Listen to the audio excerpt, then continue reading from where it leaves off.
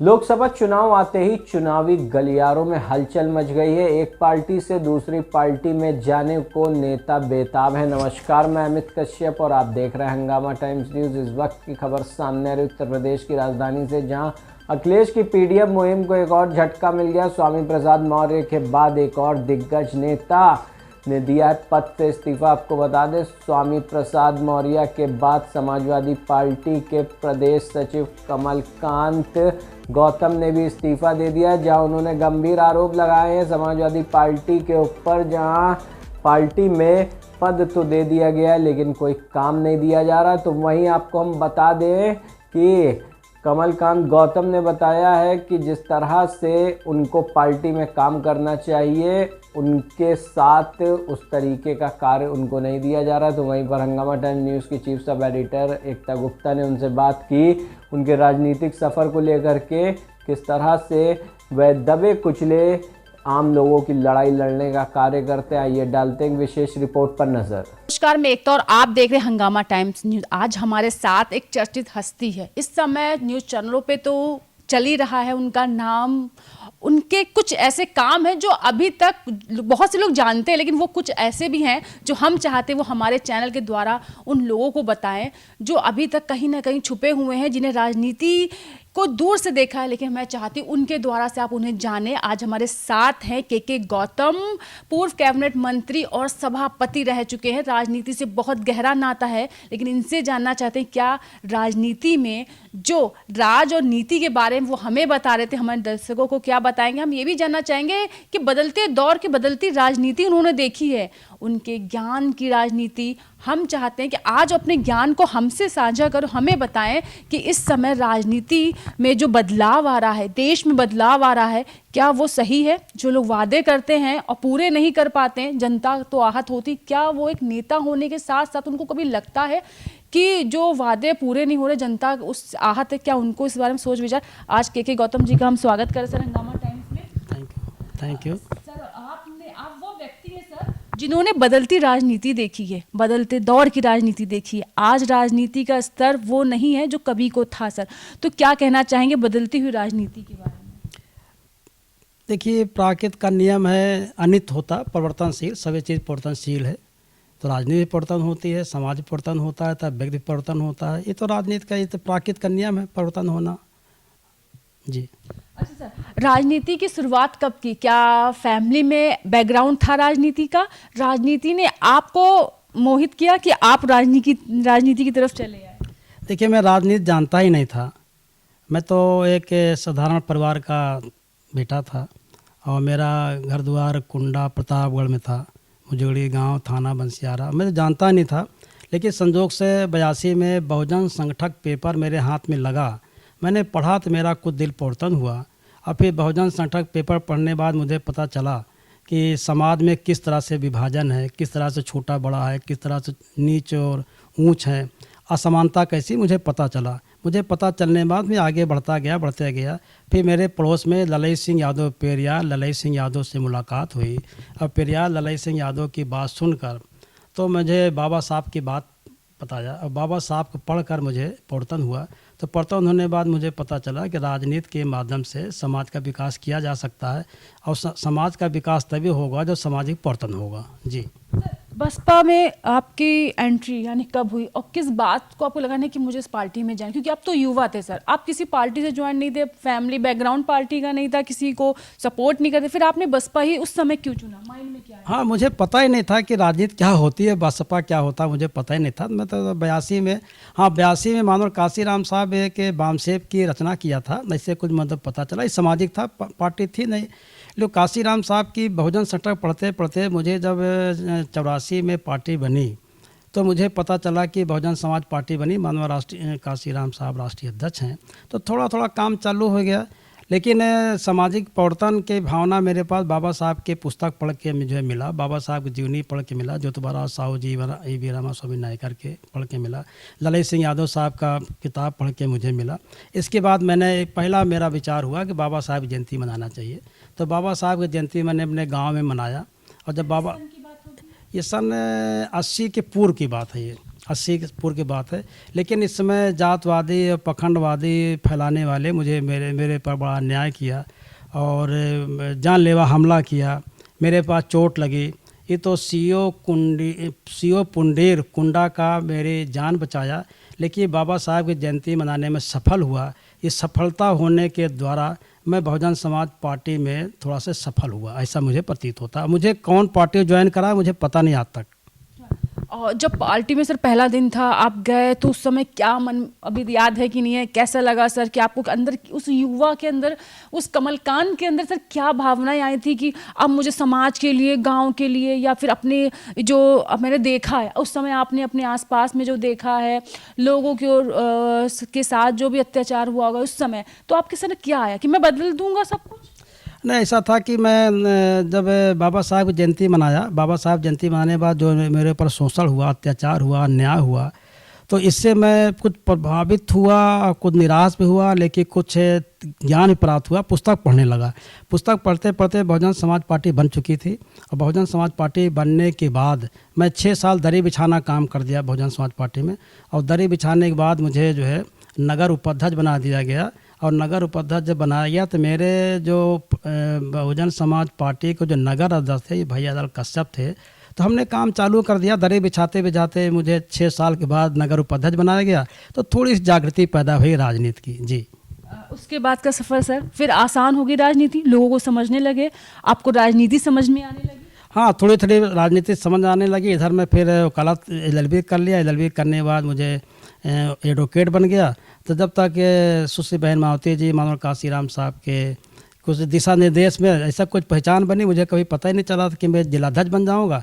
बहन जी ने लखनऊ बुलाया और सबके बीच में मुझे जिलाध्यक्ष बना दिया। मेरे पास स्कूटर की तेल भराने की हैसियत नहीं थी, लेकिन मैं जिलाध्यक्ष बन गया। इसमें कौशाम्बी इलाहाबाद एक था, जो 14 विधानसभा मैं दौड़ने लगा। 14 विधानसभा दौड़कर स्कूटर से मैं दौड़ता था, सेकेंड हैंड स्कूटर थी लमलेटा, मैं चालू कर दिया। लेकिन मेरा एक ध्येय था कि मैं अपने पदाधिकारी से कंपटीशन तब करूँगा जब मैं इससे ज़्यादा काम करूँगा। मैं हर अपने उच्च पदाधिकारी से ज़्यादा काम करने लगा। अरे 3 घंटा काम करते थे मैं 4 घंटा करता था, 5 घंटा करते थे मैं 6 घंटा करने लगा।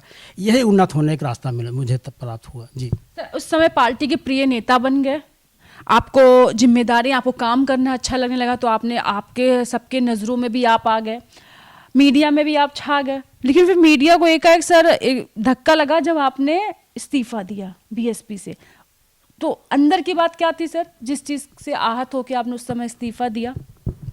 अब 11 जनवरी 2012 की एक घटना थी। सुश्री बहन मावती जी हमारी मुख्यमंत्री थी और मैं फर्रुखाबाद गया था, एक मीटिंग में गया था बहुजन समाज पार्टी की। और यहाँ से बाद मैंने रात में 11 जनवरी 2012 को, बहन जी CM थी, मैंने फ़ोन किया रात में 10:30 बजे बाद। तो बहन जी ने एक बार बात हुई मेरी, फिर दोबारा बात बहन जी फिर फ़ोन किया, फिर हमारा नसीमुद्दीन सिद्दीकी जी बात भई, फिर दोबारा बहन जी फिर फ़ोन किया। फिर 12 तारीख को बहन जी ने मुझे अपने निवास पर बुलाने का ऐलान किया। रात में कहा आ जाओ, लेकिन 12 तारीख को मुझे बहन जी बुलाई, लेकिन जल्दी बुला लिया। तो कुछ लोगों को और बुलाना था, बहन जी किसी कारण से नहीं बुला पाई। उसी दिन बहन जी ने कहा भाई तुमको आज जाना है चेन्नई, तो मुझे चेन्नई भेज दिया, प्रदेश का प्रभारी बना के चेन्नई भेज दिया। जी, उसके बाद सर आपने वहाँ इस्तीफा, BSP से इस्तीफा हो गया, सोच के रखा था? नहीं सर, जब आपने इस्तीफा दिया तब की मैं बात कर रही हूँ। हाँ, तो इस्तीफा जब दिया, जब 12 जनवरी 2017 को एक मीटिंग कॉल की गई, मानव काशीराम साहब का जन्मदिन था। मीटिंग कॉल की गई तो मुझे तकलीफ़ हुई, व्यक्तिगत रूप से तकलीफ़ हुई, और मैं इको गार्डन गया तो यहाँ बहुत कम 70-80 लोग दिखे, जबकि मानव काशीराम साहब के जयंती में 80,000 90,000 आते थे। लेकिन इस समय मैं 10 बजे, लगभग 9:45 बजे गया, 70-80 लोग की भीड़ देखकर मुझे बड़ा दुख हुआ। मानव काशीराम साहब के पुष्प अर्पित करने के बाद मुझे ऐसा प्रतीत हुआ कि मैं बहुजन समाज पार्टी में अब नहीं चल पाऊँगा। तो मैं इसी दिन किसी माध्यम से 2:30 बजे तक मैंने बहुजन समाज पार्टी से इस्तीफा दे दिया। बहुजन समाज BSP के मुझे प्रिय नेता थे आप, आपने वहाँ से इस्तीफा दिया। कई लोगों को झटका भी लगा, लोगों को उम्मीद नहीं थी कि आप इसे छोड़ पाएंगे, लेकिन आपने छोड़, क्योंकि पहली सर आपकी पार्टी थी, राजनीति का दौर बहुत लंबा रहा, बहुत कुछ आपने उतार चढ़ाव देखे। सब कुछ देखने के बाद सर आपको भी अंदर से लगा कि नहीं अब मैं छोड़ रहा हूँ, तो कहीं तकलीफ हुई? नहीं, तकलीफ हुई, हमारा घर था, बहन जी हमारी नेता थी, मानव काशीराम साहब हमारे नेता थे। बहन जी ने जो काम किया है देश के लिए, प्रदेश के लिए, बहुजन समाज के लिए बहुत सराहनीय है। आज भी मैं बहन जी को नेता मानता हूँ। बहन जी एक प्रेरणा स्रोत है, मैं इसकी इज्जत करता हूँ बहन जी को। लेकिन कुछ कारण, व्यक्तिगत कारण तो नहीं हो सकता, ये तो साधारण कारण था, इसलिए मैंने इस्तीफा दिया था। सर, उम्मीदों के साथ आपने सपा ज्वाइन करी। सपा में आपने जो सोच के ज्वाइन किया कि नहीं अब मैं यहाँ से निकल, यहाँ मुझे कुछ करना है, क्योंकि आप तो मुझे लगता है सर जब का सफ़र रहा है वो आपने जो जनता के लिए, उनके काम के लिए, अपने विचारधाराओं से जो भी लोगों तक पहुँचाने के लिए किया। तो सर जब सपा ज्वाइन की तो आपको जो मोटिव था वो हल हुआ? देखिए ऐसा ना कि सपा और बीएसपी का तालमेल, राजनीतिक तालमेल हुए तो मुझे अच्छा लगा। चलो भाई, बहुजन समाज पार्टी और समाजवादी पार्टी तालमेल हो गया, अब बहुसंख्यक समाज का कल्याण होगा। तो मैंने दिमाग डाला कि बहुजन समाज पार्टी, क्योंकि मैंने त्यागपत्र दिया हूँ, तो समाजवादी पार्टी में जाना चाहिए, ऐसा विचार में हुआ। तो बहुजन समाज पार्टी और समाजवादी पार्टी जब तालमेल हुआ तो मैंने मुझे याद है 4 नवंबर 19 को मैंने बहुजन समाजवादी पार्टी मैंने ज्वाइन किया। इसके पूर्व मैंने बहुजन उत्थान पार्टी बना लिया था। बहुजन उत्थान पार्टी के चुनाव आयोग द्वारा पंजीकृत हुआ था, मैं प्रत्याशी खड़ा कर दिया था। लेकिन फिर मैंने प्रत्याशी नहीं दलाया, क्योंकि मैंने सोचा अगर मैं चुनाव दलाऊंगा तो बहुजन समाज पार्टी का कुछ नुकसान होगा, समाजवादी पार्टी नुकसान होगा। इसलिए मैंने तालमेल कर दिया कि भाई अब चुनाव जो होगा तो सपा के भी प्रत्याशी को वोट दो और बहुजन समाज पार्टी के प्रत्याशी दो। इसी बीच में एक ऐसे राजनीतिक घटना घटी कि दोनों पार्टी अलग अलग हुए। तो मेरे पास विकल्प कोई था नहीं, तो मैं समाजवादी पार्टी में आया। माननीय श्री अखिलेश यादव जी ने मुझे जो है ज्वाइन करा लिया, पार्टी के विलय कर दिया। जी सर, अब जो वर्तमान में चल रहा है कि स्वामी प्रसाद मौर्य और आप दोनों का इस्तीफा सोची समझी साजिश के तहत, यानी दोनों ने मिलके दिया है सर, कि आपको कुछ बात आहत की जिस वजह से आप भी देने की सोच रहे, लेकिन अब आपको लगा नहीं हमें दे देना चाहिए? मीडिया के माध्यम से और पत्र के माध्यम से और पेपर के माध्यम मुझे पता चलता है कि माननीय स्वामी प्रसाद मौर्य जो कि एक सामाजिक विद्वान है और पिछड़े समाज के नेता हैं। हम लोग के राजनीतिक तालमेल भी रहता है, सामाजिक तालमेल। प्रतापगढ़ रहने वाला हूँ, ये भी प्रताप के इलाहाबाद में मेरा तालमेल हुआ, सामाजिक तालमेल हुआ। तो मौर्य साहब ने जो बयान देते थे, इसको व्यक्तिगत रूप से इनको व्यक्तिगत बयान दर्ज कर दिया जाता था। मुझे ठेस लगती थी। एक विधायक जी हैं, ये मौर्य जी को अपमानित भाषा का प्रयोग भी किया और इसके बाद इनको व्यक्तिगत बयान नहीं कहा गया। लेकिन मौर्य जी जब एक राष्ट्रीय महासचिव थे, इनको व्यक्तिगत बयान किया तो मुझे ठेस लगी। तो ठेस मुझे लगती थी, लेकिन अचानक जब मौर्य जी को विच्छेद पर कहा गया तो मुझे बहुत तकलीफ़ हुई। तो फिर मैंने सोचा कि भाई जब राष्ट्रीय महासचिव के साथ ऐसा घटना हो सकती है तो हमको तो प्रदेश का सचिव बना रखे हैं, तो मुझे साथ भी क्या घटना हो सकती है, कल मेरा भी अपमान हो सकता है। तो मैंने विचार किया और मैंने बिना आलोचना किए ही अपनी पार्टी, समाजवादी पार्टी के प्रदेश सचिव से मैंने इस्तीफा दे दिया। बहुत से ऐसे लोग सर, उनको पद मिल जाता है, वो बैठे रहते हैं, उन्हें मान अपमान की कोई फ़र्क नहीं पड़ता। उनको कुर्सी बहुत मुश्किल से मिली थी, क्योंकि बहुत लंबी लाइन है कुर्सी के लिए, भाई उनको मिल गई, वो बैठे हो। लेकिन आपने उससे इस्तीफा दे दिया सर, क्योंकि आपको वो सही ठीक नहीं लगा कि आपने इस्तीफा दिया। इसके बाद का सर कहीं ना कहीं पेपरों में और मीडिया के माध्यम से ये भी खबर सामने आ रही, मैं सत्यता जानना चाहूँगी आपसे। इस समय आप हमारे साथ हैं, लोगों का कहना है कि आप इस समय किसी और पार्टी की तरफ रुख कर रहे हैं, जाना चाहते हैं, प्रभावित हैं उस पार्टी से, इसलिए उधर जाए, इसलिए इस्तीफा दिया सर, सही है? नहीं, देखिए, जब हमारा वैचारिक विचार, परम पूज्य बाबा साहब अम्बेडकर विचार, मानव काशीराम साहब विचार और बहुजन समाज के महापुरुषों के वैचारिक विचार जहाँ मिलेगा, जहाँ जात पात नहीं रहेगी, जहाँ पखंड नहीं रहेगा, जहाँ पर ऊंच नीच नहीं रहेगा, जहाँ समता, स्वतंत्रता, बंधुता, न्याय की बात करेंगे, जहाँ मेरा वैचारिक विचार मिलेगा, मैं वहाँ सामाजिक काम करूँगा, राजनीतिक काम करूँगा। अभी तो मेरे पास ताकत है, बुद्धि भी है, मैं काम करूँगा, ऐसा नहीं, काम करता रहूँगा। लेकिन जहाँ काम करूँगा, जहाँ वैचारिक विचार, बहुजन समाज के महापुरुषों का वैचारिक विचार मिलेगा, मैं काम करूँगा। जी।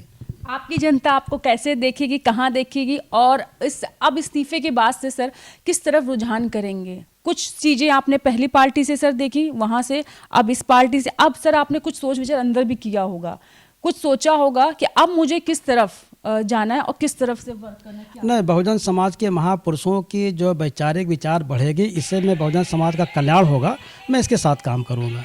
जी जी। तो ये थे हमारे साथ के गौतम, पूर्व सभापति प्लस कैबिनेट मंत्री थे, जिन्होंने इस्तीफा दे दिया है समाजवादी पार्टी से। लेकिन उनका ये कहना है कि मैं काम करूंगा, अपनी जनता के लिए काम करूंगा, जिसके लिए मैं अभी तक राजनीति में आया हूं। जनता के लिए काम करता हूं, करता रहूंगा, जहां उनकी विचारधाराएं मिलेंगी वहां काम करूंगा। बने रहिए हंगामा टाइम्स साथ, फिर मिलते हैं और जल्दी।